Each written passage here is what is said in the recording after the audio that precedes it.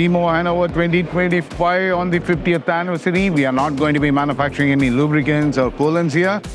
It's a test of health and patience with me. Particularly, they are testing me how I can cycle and make this smoothie. So This is very healthy.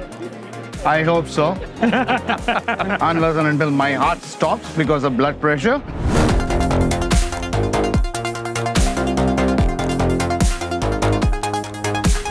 Matthias, I'm really so impressed to see this bicycle as well as this smoothie making setup. Yeah. What's the connection here with this on our booth?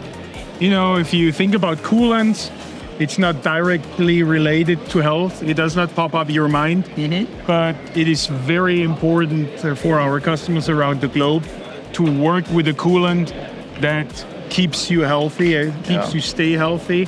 And this is the combination we want to show our customers. We're doing coolants, but we have always in the back of our heads, of our minds, to keep the employees working with our coolants healthy.